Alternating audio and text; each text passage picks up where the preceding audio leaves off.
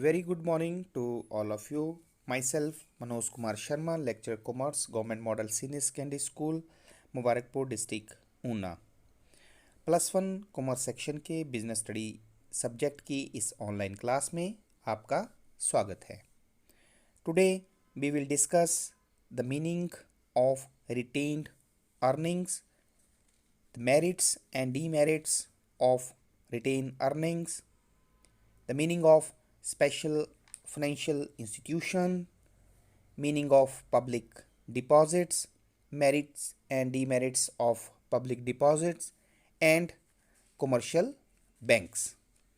इस वीडियो के बाद आप ये जान पाएंगे कि लाभों का पुनर्विनियोजन से क्या अभिप्राय है, इसके क्या लाभ हैं, क्या हानियां हैं, विशिष्ट वित्तीय संस्थाओं से क्या अभिप्राय है, जन निक्षेप से क्या अभिप्राय है, इसके क्या लाभ एवं हानियां हैं और व्यापारिक बैंक किस तरह से वित्त का स्रोत होते हैं।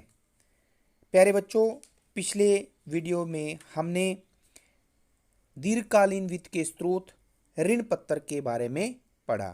ऋण पत्र किसे कहते हैं और ऋण पत्र और अंश में क्या अंतर होता है। हमारा टॉपिक जो चल रहा है वो वित्त के स्रोत है, सोर्सेज ऑफ फाइनेंस है, जिसमें हम दीर्घकालीन वित्त के स्रोत पढ़ रहे हैं। Let we start. लाभों का पुनर्विनियोजन, जिसे हम रिटेन्ड अर्निंग्स भी कहते हैं।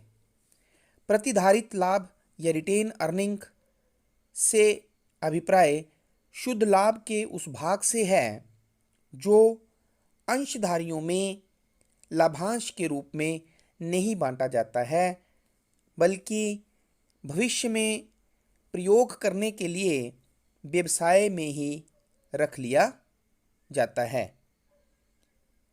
इसका प्रयोग कंपनी अपने विकास एवं विस्तार के लिए कर सकती है। Now we will discuss the merits of retained profit.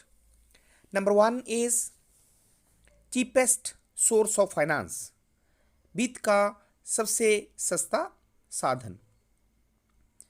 क्योंकि किसी भी कंपनी को इसे प्राप्त करने के लिए किसी भी तरह का व्यय नहीं करना पड़ता है, इसलिए यह वित्त का सबसे सस्ता साधन होता है।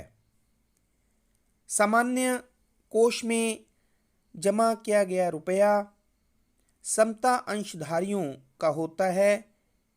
वे इसके प्रतिफल स्वरूप कुछ अधिक लाभांश की उम्मीद तो कर सकते हैं, लेकिन कंपनी पर इसका कोई भी दबाव नहीं होता है। Second is stable dividend policy, स्थिर लाभांश नीति। यदि किसी कंपनी ने लाभों का पुनर्विनियोजन किया है, अर्थात कंपनी के पास संचय में रुपया है, तो वह स्थिर लाभांश नीति अपना सकती है। स्थिर लाभांश नीति से अभिप्राय सभी वर्षों में लगभग समान लाभांश घोषित करने से है।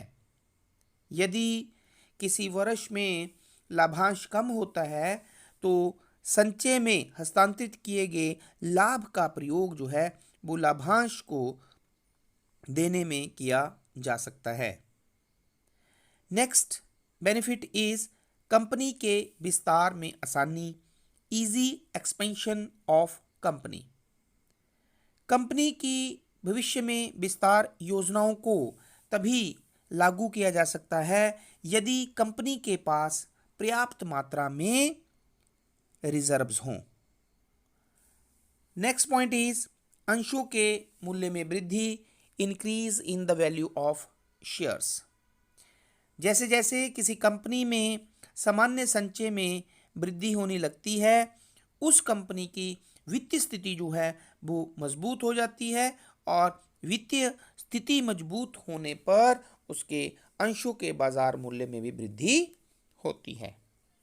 Now we will discuss the disadvantages of retained earnings. Number one is danger of monopoly, एकाधिकार का खतरा।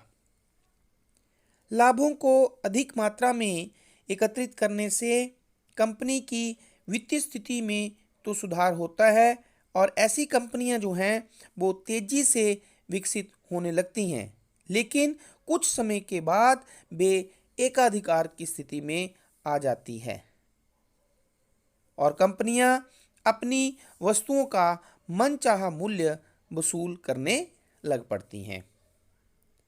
सेकंड इज अति पूंजीकरण का खतरा, डेंजर ऑफ ओवर कैपिटलाइजेशन।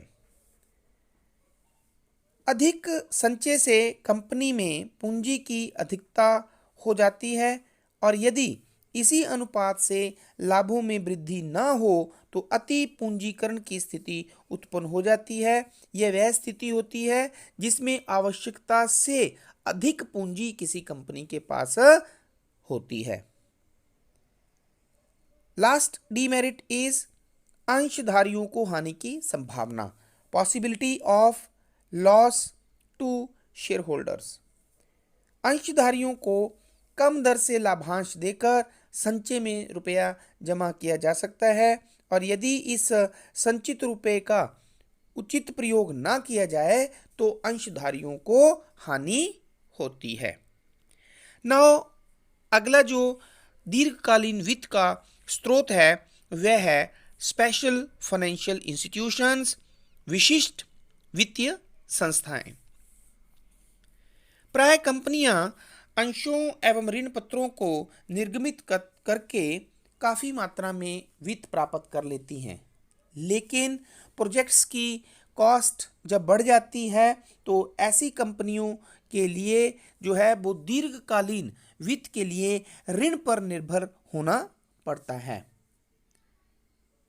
ऋण की व्यवस्था के लिए हमारे देश में विभिन्न जो है स्पेशल फाइनेंशियल इंस्टीट्यूशंस हैं जो औद्योगिक फर्मों को जो है वो ऋण की व्यवस्था करते हैं, जिनके अंतर्गत भारतीय औद्योगिक वित्त निगम, industrial finance corporation of India, state finance corporation, राज्य वित्त निगम, industrial credit and investment corporation of India, भारतीय औद्योगिक साख एवं विनियोग निगम, राष्ट्रीय औद्योगिक विकास निगम, national industrial development corporation, UTI जिसे यूनिट ट्रस्ट ऑफ इंडिया भी कहते हैं, और भारतीय औद्योगिक विकास bank, industrial development bank of India. ये विभिन्न जो हैं वो संस्थान हैं जो औद्योगिक संस्थाओं को दीर्घकालीन जो है वो ऋण उपलब्ध करवाते हैं।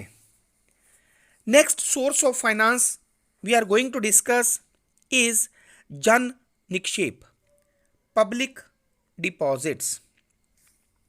इसका अभिप्राय उस जमा से है जो व्यावसायिक संगठनों द्वारा जनता से सीधे ही प्राप्त कर लिया जाता है। इसके अंतर्गत कंपनी जनता से एक निश्चित समय के लिए ब्याज की पूर्व निर्धारित दर पर धन उधार लेती हैं। जन निक्षेप पर दिए जाने वाले ब्याज की दर जो होती है वह बैंक द्वारा उसी अवधि के निक्षेप पर दी जाने वाली ब्याज की दर से कुछ अधिक होती हैं।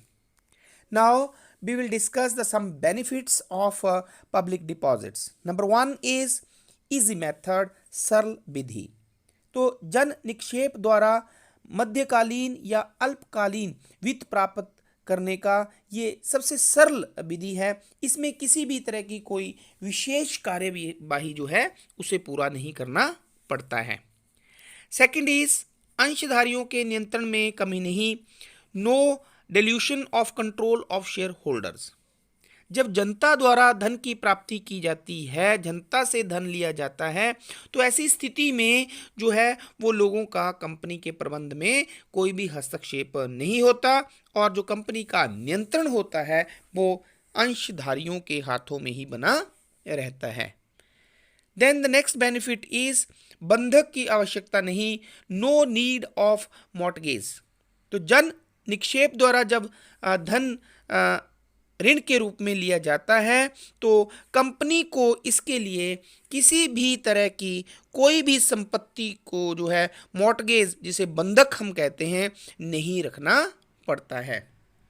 Now we will discuss some disadvantages of public deposits. Number 1 is अच्छे समय के साथी, fear weather friends. कंपनी को जन निक्षेप केवल तभी प्राप्त होता है, जनता से धन या ऋण के रूप में तभी प्राप्त होता है जब कंपनी की वित्तीय स्थिति बहुत अच्छी होती है। संकट काल में जब कंपनी लॉसेस में चल रही होती है तो उस स्थिति में कोई भी जनता जो है वो किसी भी कंपनी में किसी भी तरह का जो है वो पैसा इन्वेस्ट नहीं करते हैं। Next one is unsecured nature, असुरक्षित प्रकृति। तो जन निक्षेप असुरक्षित प्रकृति का है, जैसे कि हमने बताया आपको कि इस केस में जमाकर्ता को बंधक के रूप में किसी भी कंपनी की कोई भी संपत्ति या सिक्योरिटीज नहीं रखी जाती है। The next is unhealthy trends, गलत प्रवृत्ति। तो जन निक्षेप पूंजी बाजार में गलत प्रवृत्तियां प्रारंभ कर देती हैं, जैसे एक ही अवधि के जन निक्षेप पर अलग अलग कंपनियां जो हैं वो डिफरेंट ब्याज की दरें देती हैं। Now we are going to discuss the next source of finance, it is commercial banks, व्यापारिक बैंक। व्यापारिक बैंक अल्पकालीन वित्त प्राप्त करने का बहुत ही प्रमुख साधन होता है। व्यापारिक बैंक जैसे स्टेट बैंक ऑफ इंडिया, ये कई हमारे पास बैंक्स हैं जो व्यापारिक बैंक हैं। तो व्यापारिक बैंक किस तरह से जो है वो ऋण उपलब्ध कराते हैं, now we are going to discuss. Number 1 is bank overdraft, जिसे ओवरड्राफ्ट कहते हैं, अधिविकर्ष जिसे कहते हैं। इसके अंतर्गत बैंक अपने ग्राहक को उसके चालू खाते में से उसमें जमा राशि से अधिक राशि निकालने की अनुमति प्रदान कर देता है। जितनी राशि खाते में जमा राशि से अधिक निकाली जाती है उसे ही ओवरड्राफ्ट कहा जाता है। सेकेंडली, कैश क्रेडिट, जिसे नगद साख कहते हैं। तो इसके अंतर्गत बैंक अपने ग्राहक को सिक्योरिटीज, प्रतिभूति के आधार पर एक निश्चित मात्रा तक ऋण लेने का अधिकार प्रदान करता है। ग्राहक ऋण की राशि अपनी आवश्यकता अनुसार निकालता रहता है। यहाँ पे यह बात ध्यान देने योग्य है कि ग्राहक से ब्याज केवल उसी राशि पर लिया जाता है जितनी राशि वो खाते से निकालता है। The next one is short term loans. तो इसके अंतर्गत जो है वो बैंक जो है वो ग्राहक को एक ऋण की निश्चित राशि जो है वो एक मुश्त उधार देता है। And the last one is discounting of bills receivable, प्राप्य बिलों को भुनाना। तो इसके अंतर्गत जो है वो बैंक अपने ग्राहकों को प्राप्य बिल भुनाने की सुविधा प्रदान करता है। इसके अंतर्गत जो है वो एक निश्चित अवधि से पहले ही बिल का भुगतान जो है वो ग्राहक को कर दिया जाता है, और जो देय तिथि को जब बिल का एक्चुअल में भुगतान होना है उस तिथि को बैंक जो है वो राशि प्राप्त कर लेता है। लेकिन इस सुविधा के लिए बैंक जो है वो डिस्काउंट या जिसे हम कमीशन कहते हैं वो चार्ज करता है। तो इस तरह से आज के इस वीडियो में हमने डिस्कस किया मीनिंग ऑफ रिटेन अर्निंग्स, लाभों का पुनर्विनियोजन से क्या अभिप्राय है, इसके क्या लाभ एवं हानियां हैं, कौन कौन सी विशिष्ट वित्तीय संस्थाएं हैं जो ऋण को उपलब्ध करवाती हैं, जन निक्षेप से क्या अभिप्राय है, इसके क्या लाभ और हानियां हैं, और व्यापारिक बैंक जो है वो किन किन माध्यम से जो है वो ऋण उपलब्ध करवाता है। तो आई होप कि ये वीडियो आपको समझ में आ गया होगा।